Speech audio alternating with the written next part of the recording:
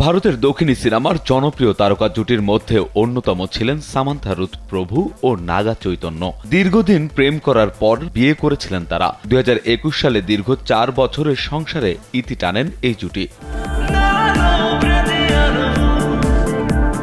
এদিকে গত বৃহস্পতিবার ভারতীয় আরেক অভিনেত্রী সবিতা ধুলিপালার সঙ্গে গাঁটছড়া বেঁধেছেন নাগা। এরপরই নতুন করে আলোচনায় আসেন সামান্থা। বিচ্ছেদের ঠিক কয়েক মাস আগেই নাগার সন্তানের মা হতে চেয়েছিলেন ভারতীয় এই হার্টথ্রোব নায়িকা।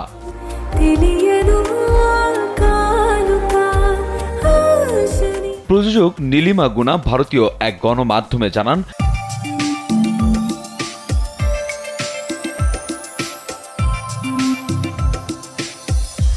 সামান্থা নাকি নাগার সন্তানের মা হওয়ার পরিকল্পনা করেছিলেন। সামান্থাকে শকুন্তলা সিনেমার প্রস্তাব দিতে গিয়েছিলেন নীলাম ও তার বাবা। সেই সময় একটি শর্ত দিয়েছিলেন অভিনেত্রী, শর্ত না মানলে কাজ করবেন না তিনি।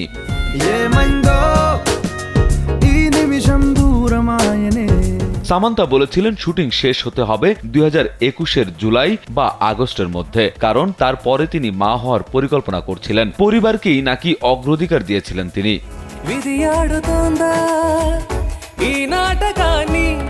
তবে স্বপ্ন যেন আধারেই রয়ে গেল। বিচ্ছেদের পথে হাঁটতে শুরু করেন দুজন। ভারতীয় একাধিক গণমাধ্যম থেকে জানা যায়, সামান্থার সঙ্গে থাকাকালীন নাগা সম্পর্কে জড়িয়েছিলেন অভিনেত্রী সবিতার সঙ্গে।